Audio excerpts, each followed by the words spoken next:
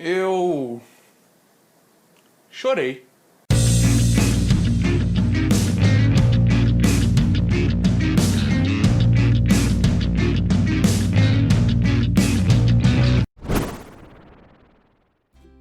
E aí, bichão, tudo bem com você? Seja bem-vindo a mais um vídeo da Cronosfera. No vídeo de hoje eu vou falar um pouquinho sobre o melhor filme desse ano, sobre a melhor animação da Pixar, sobre um filme lindo com mensagens maravilhosamente importantes e significantes para a vida de todo mundo, divertidamente. Who the heck is that? Imaginary boyfriend. I would die for Riley. Oh, I've never seen him before. I live in Canada. Anyway, Falar pra você que se Divertidamente não ganhar o Oscar de melhor filme desse ano, eu vou ficar meio bolado. Mas se ele não ganhar o Oscar de melhor animação desse ano, eu vou desistir do Oscar completamente. E vale lembrar que esse vídeo é direcionado para as pessoas que já assistiram ao Divertidamente. Porque eu preciso que você saiba o que aconteceu na história para você entender o que eu quero dizer nesse vídeo. E além do mais, eu vou colocar várias cenas, várias imagens, vou citar várias passagens do filme, então seria tecnicamente spoiler. Por isso, vai lá, assiste o filme é lindo. Você precisa assistir. Assiste lá ele agora. Não, agora mesmo. Dizia, bota aí pausa o vídeo agora. Não pausa agora não, senão você não vai ouvir o que eu falei. Mas pausa o vídeo daqui a pouco e assista o filme, depois você volta pra assistir o vídeo. Mas enfim, vamos começar. Qual é o grande mérito de Divertidamente? O que ele faz de diferente dos filmes que a gente estava habituado a ver? Divertidamente conseguiu explicar e caracterizar muito bem os sentimentos, os pensamentos, as emoções e como tudo isso trabalha junto para criar o caráter da pessoa. E ao mesmo tempo, como essa atmosfera irreal e completamente fantasiosa, ao mesmo tempo é muito verdadeira, é muito significante e corresponde muito bem com a realidade das pessoas. É simplesmente magnífico. Então eu separei alguns elementos, alguns trechos, algumas partes, algumas coisas que eu gostei muito do filme, então eu vou citando eles aqui, explicando um pouco mais sobre o significado de todos eles e explicando também por que eu gostei especialmente dessas partes que eu vou citar no vídeo. Primeiro de tudo, é claro, um geral na forma da caracterização da mente humana. Existe lá a central com os sentimentos, existe o subconsciente, existe a parte da imaginação, dos pensamentos, existe uma porrada de coisa e cada um daqueles elementos estão ali por uma razão muito significativa e importante, que é caracterizar a mente da Riley em si. Vamos começar, é claro, dando foco na central de comando da mente. A central de comando é composta por 5 sentimentos diferentes: alegria, tristeza, raiva, medo e nojo. Esses 5 sentimentos não existem apenas nos seres humanos. Foi mostrado no filme que eles existem nos cachorros, existem nos gatos e provavelmente nessa mitologia da Pixar deve existir em todos os seres vivos. Será que existem nos carros? E eu gostei muito da escolha desses 5 elementos porque eles são bem primitivos ao mesmo tempo que são complexos. Por exemplo, medo e nojo são responsáveis por manter o indivíduo vivo.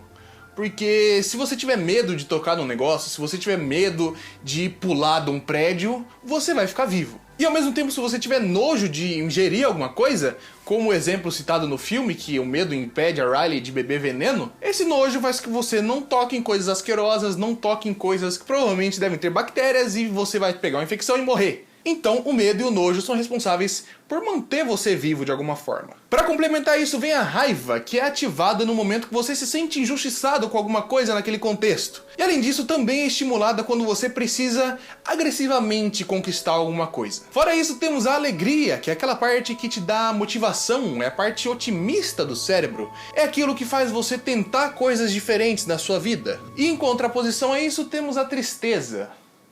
Qual é o papel da tristeza? E é nisso que esse filme vai trabalhar, mas vamos um pouquinho de cada vez. Vamos voltando agora para a parte mais cronológica do filme. O elemento que eu achei muito interessante foi o círculo da tristeza. Acontece no primeiro dia de aula da Riley, que a alegria tá lá dividindo as tarefas, colocando cada sentimento para fazer uma determinada coisa. Ela puxa a tristeza no canto e fala, ó, esse aí é o círculo da tristeza. Você fica dentro dele e não vem para fora. Esse é seu papel.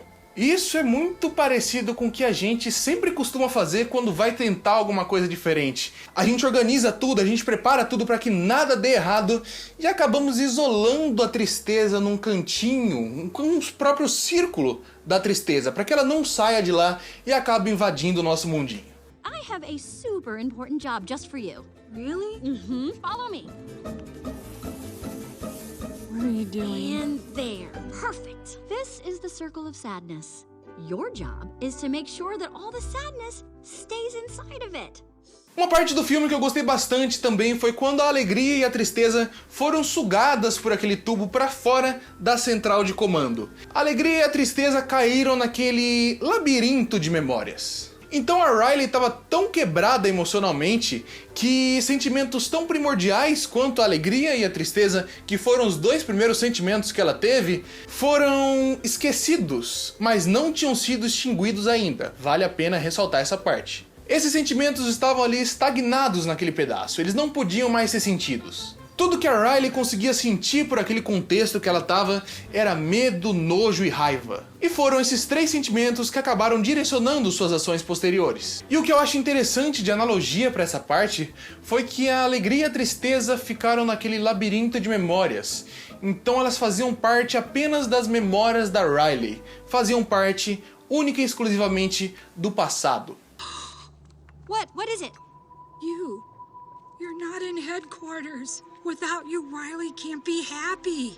Outra coisa que eu gostei bastante da caracterização dessa mente humana foram as ilhas de personalidades. As ilhas de personalidades são fundadas a partir de uma memória base muito forte, muito importante na mente de cada pessoa. A Riley tinha 5 delas inicialmente. E o que eu gostei disso é que reforçou uma coisa que eu sempre pensei, de que as pessoas são caracterizadas pelas memórias e pelas experiências que elas já tiveram. E que no final das contas, todas as pessoas, mesmo sendo diferentes, acabam partindo de uma essência só, e que elas se tornaram diferentes apenas por causa das memórias e das vivências diferentes que foram sendo desenvolvidas a partir dessa essência. Mas voltando para o filme propriamente dito, isso é interessante porque se você somar aquelas 5 ilhas, se você somar a essência de cada uma daquelas 5 ilhas, você consegue um resumão básico do que é a personagem Riley. E isso é muito bonito porque a partir daquele momento você começa a entender uma pessoa a partir de tudo que ela já viveu, a partir de tudo que ela já presenciou e não pelo que ela parece ser. The point is, the islands of personality are what make Riley, Riley. Um outro elemento que eu gostei bastante é a caracterização do subconsciente. O subconsciente é aquela portona que tá ali, só que ela tá escondida ao mesmo tempo. Ela tá ali entre o semiconsciente e o poço do esquecimento. Ela tá ali isolada, fechada, trancafiada, com vários guardas na frente que impedem as coisas que estão lá dentro de sair. E que coisas são essas que estão lá dentro? Os maiores medos da Riley.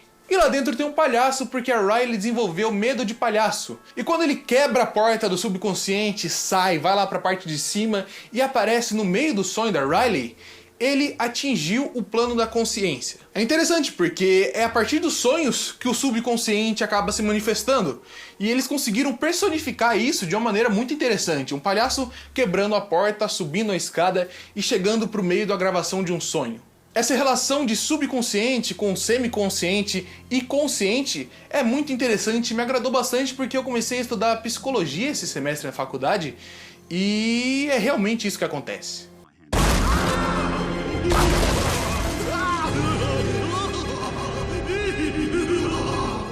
Uma outra coisa que eu gostei bastante foi do momento que ela quebrou a Ilha da Honestidade. A Riley tinha como um dos princípios básicos dela ser honesta.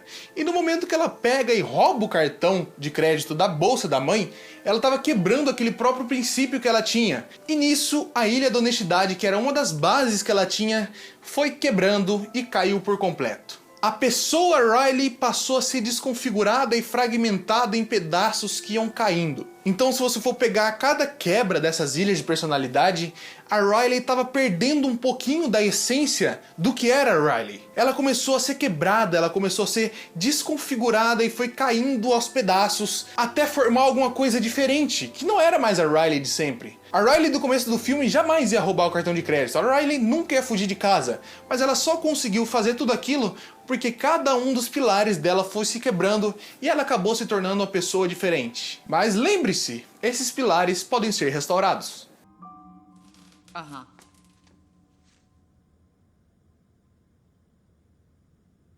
Uma outra parte que eu gostei foi a parte que me rendeu algumas lágrimas. A parte que eu chamaria de Poço do Esquecimento. A Alegria caiu lá no poço junto com o Bing Bom, e lá nesse poço ficam as memórias que vão ser esquecidas.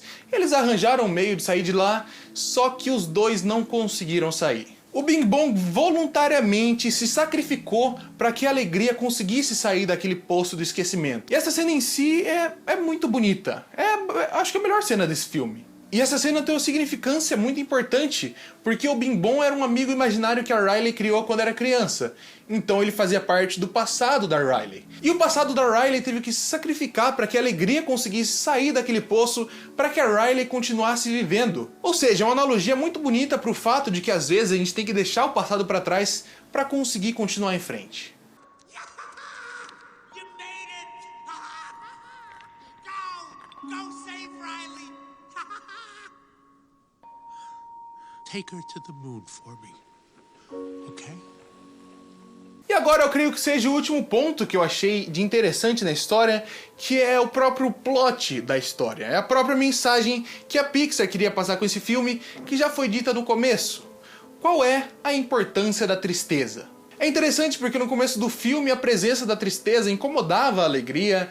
A Alegria não sabia muito bem o que fazer com ela, ela já tentou fazer com que a tristeza fosse embora, mas isso não era possível. Inclusive no decorrer da história ela deixa a tristeza para trás porque a Riley precisava ser feliz. Mas no final de tudo a Alegria, junto com você, compreende e entende a necessidade da tristeza. A Alegria descobriu que em vários momentos felizes eram tristes antes, então foi a tristeza que possibilitou que aqueles momentos viessem a ser alegres. E o que eu acho crucial para reafirmar essa tese é a cena que a tristeza desconecta a lâmpada de ideia da central de comando da Riley. Porque pensa comigo, a Riley já tinha parado de sentir todos os sentimentos dela, não estava mais sentindo nada, ela estava parada, estava estagnada, estava sufocada. E a ideia que ela teve é que se ela fosse para Minnesota, ela poderia ser feliz novamente. Mas se ela sentisse alegria, ela não conseguiria tirar essa ideia da cabeça. Se ela sentisse nojo, não era forte o suficiente para ela tirar essa ideia da cabeça. Medo também não, e raiva muito menos. Era necessária a tristeza para tirar essa ideia da cabeça dela. Ela precisava sentir tristeza em estar abandonando a família, estar deixando a casa para trás, estar fugindo de casa, para que ela pudesse renunciar a essa ideia e voltar atrás com tudo isso. E para complementar isso, é importante que a Riley voltou para casa porque ela sentiu tristeza. E quando ela chegou em casa, ela pôde sentir alegria novamente. A tristeza então passa a ser encarada como um sentimento necessário para que as pessoas se tornem mais fortes. E essa é a grande mensagem final do filme.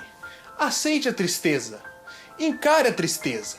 Quando você passar pela tristeza, você vai conseguir atingir a alegria de novo.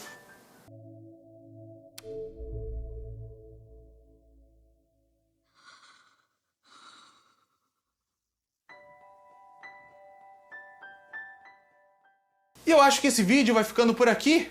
Divertidamente é simplesmente maravilhoso. E se por acaso você assistiu esse vídeo sem ter assistido o filme, cara, vai lá assistir o filme. É um favor que você faz pra você mesmo. Você precisa ver esse negócio porque é muito bonito e é muito construtivo para as pessoas, desde adolescentes até adultos, até idosos, para que se você conseguir absorver e entender completamente a mensagem que esse filme passa, alguma coisa boa vai acontecer na sua vida. Mas e você? Qual é a coisa, qual é o elemento, qual é o pensamento que você achou mais interessante que Divertidamente trouxe?